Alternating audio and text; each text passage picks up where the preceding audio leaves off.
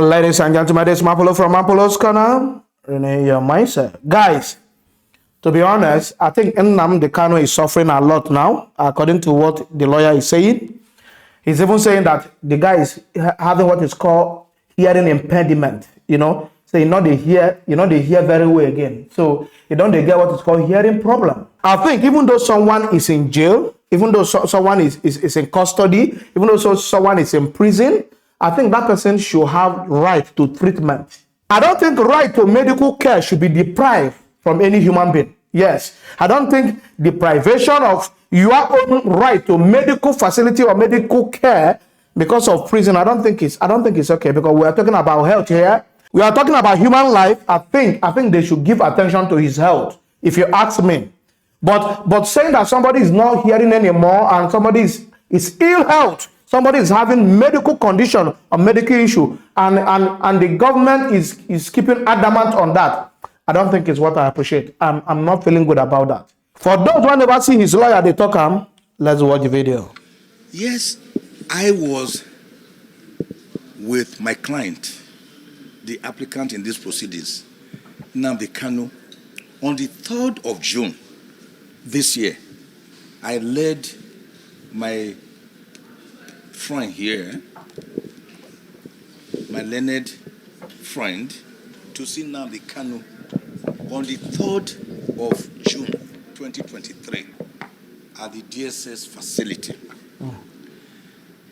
At that meeting, I told the Director of Legal Services, after we had brainstormed for more than 1 hour as to how and why such a short surgery will be done. And the meeting was actually instigated by my letter to the DSS that Nnamdi Kanu should be allowed to have this ear surgery based on your own medical report. Yes. The SSS itself, their doctor, their in-house doctor, checked his ear in November 2022 and found that it was having some blockage, that there was a need to operate on this ear before he gets deaf. Oh dear. I therefore wrote to the SSS to let us meet. And they approved our meeting.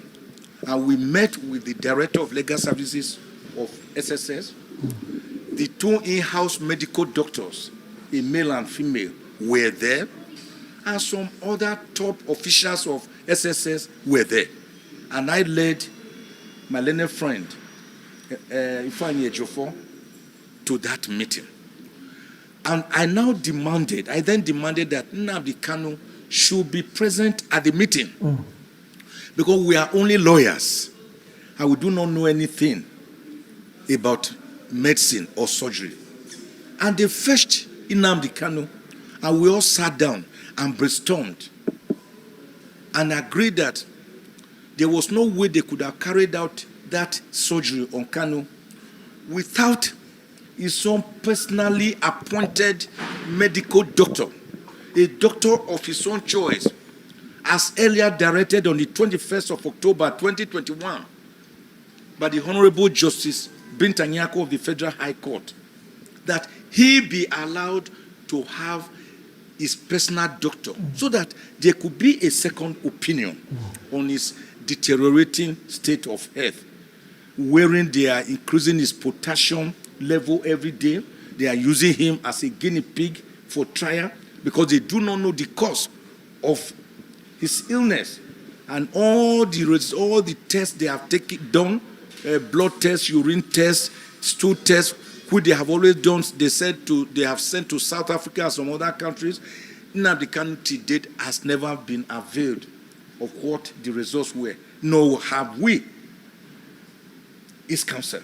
So at that meeting, therefore, I impressed it upon them that there was no way they could carry out a surgery on Nnamdi Kanu's ear without his personal physician being present. That we will not even allow it. And that was what we agreed on.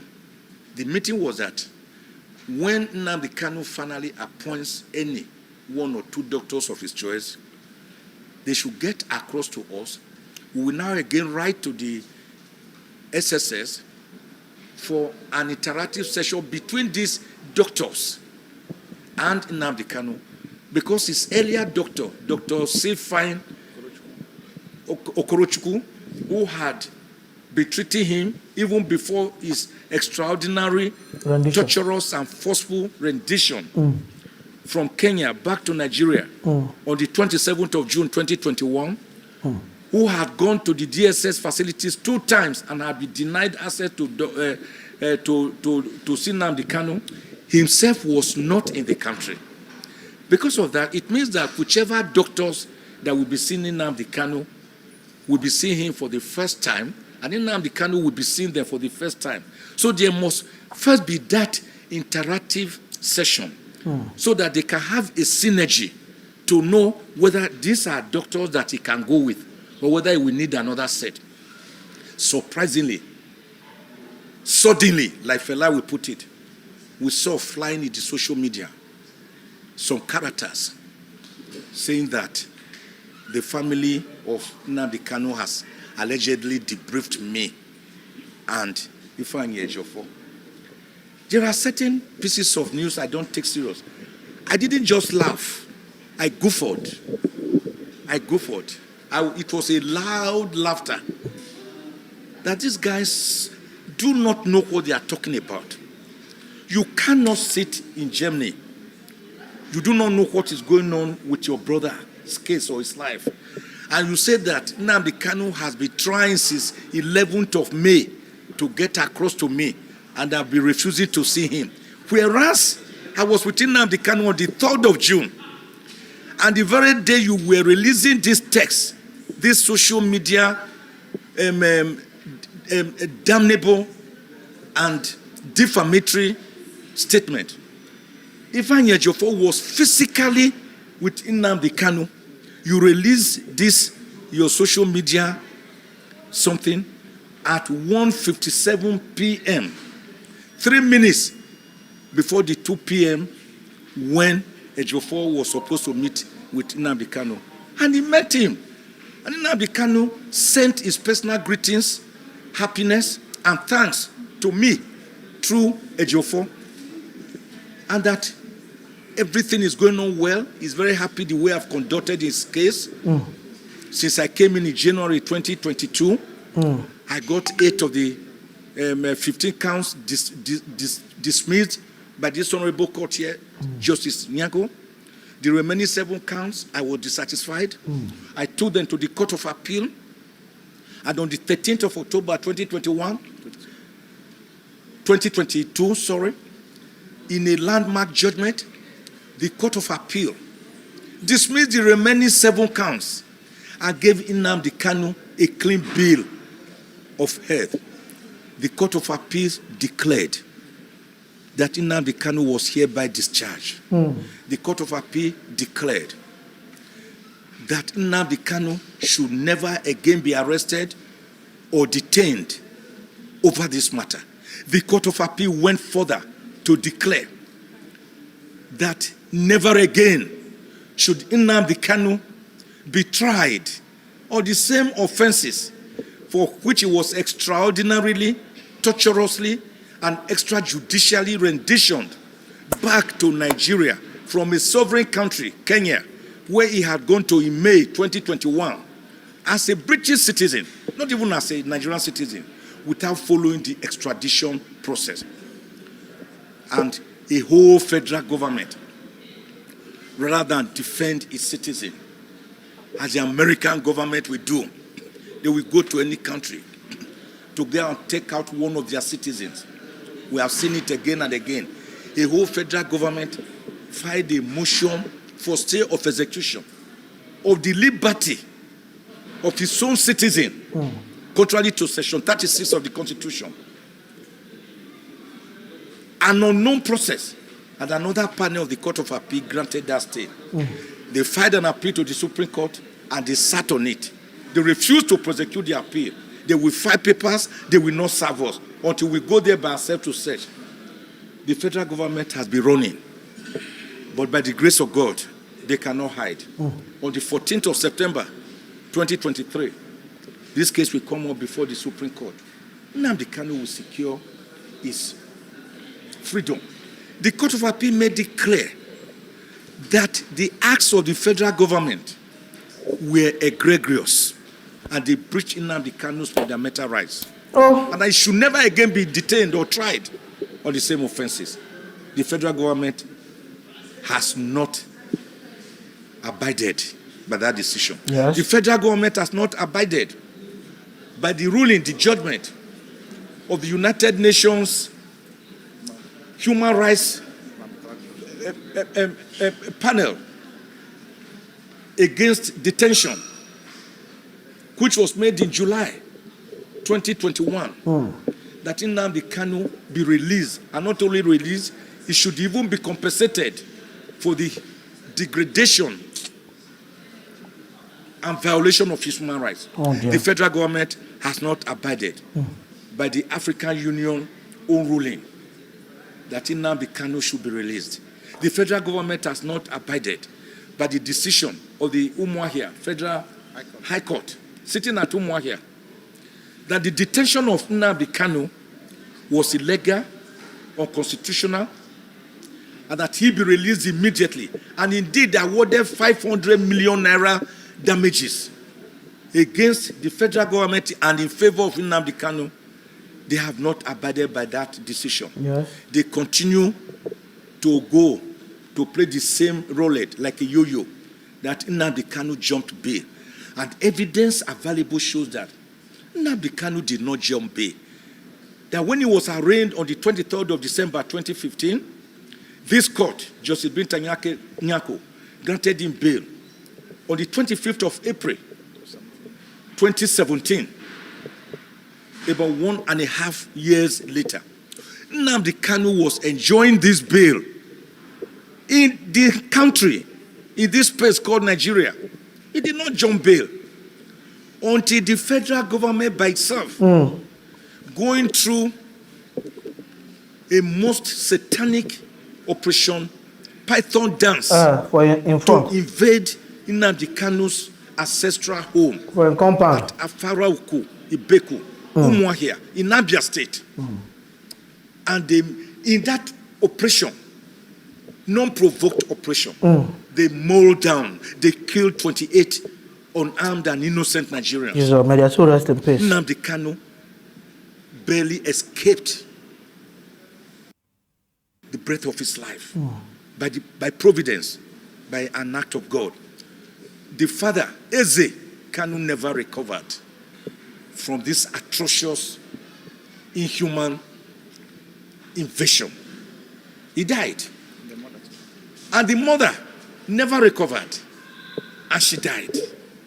So Nnamdi Kanu first found his way to Rome, to Israel, where he quickly deposed to an affidavit saying, I have run here for my dear life. If the federal government can give me protection, I'm ready to return to Nigeria to face my trial. He deposed to it. The affidavit is before this court. So for the avoidance of doubt, Nnamdi Kanu never jumped bail. Rather, he was forced to flee for his dear life in Nigeria. Because if he had been killed in that same operation where 28 innocent Nigerians were killed, we won't be here today talking. The law says, the Supreme Court, is that you should come and stand trial. To come and stand trial means that you should be healthy enough, you should be alive to stand trial, because dead men don't stand trial. Only the living. And for you to stand trial, it means you must stand in the dock. That presupposes that you are healthy. So the Lord has never said, come and sit down trial, or come and prostrate trial, or come and be wheelchaired trial, come and stand, or come and lie in a hospital bed trial. He says, come and stand trial. And then Nnamdi Kanu has to be alive and be well to stand trial. And the same federal government, the same SSS, that forcibly renditioned him from Kenya to Nigeria on the 27th of June, 2021, a country, a sovereign nation Nnamdi Kanu had visited as a British citizen, not as a Nigerian citizen. He was abducted, captured, kidnapped. Jesus. He was tortured. He was blindfolded. Oh. He was put in a decrepit, isolationist camp, not a federal government facility, for 8 days before they brutally renditioned him extraordinarily back to Nigeria. And that is what the Court of Appeal said you cannot do. That is against local laws, against the Extradition Act, against all international laws, against United Nations Declaration of Human Rights of 1948, against Indigenous Peoples' Rights Law, against the social and economic laws that are applicable, against the African Charter of Human and People's Rights. The court declared it so. And Nnamdi Kanu is still being held today in isolation. He's not allowed to practice his Jewish religion. He's not allowed to interact with other cellmates. Inmates. In fact, when he greets some detainees, those detainees are quarantined off in some more dangerous gulags as punishment for exchanging greetings with Nnamdi Kanu. Wow. So, he's there being tortured, dying by installments, apart from the ear surgery we are now requesting for. Dying, mentally tortured, physically tortured, spiritually tortured, psychologically tortured, psychically tortured. His humanity being degraded on a daily basis by a federal government that ought to protect its citizens. What has Nnamdi Kanu done wrong? Nothing. No court has convicted him of doing anything wrong.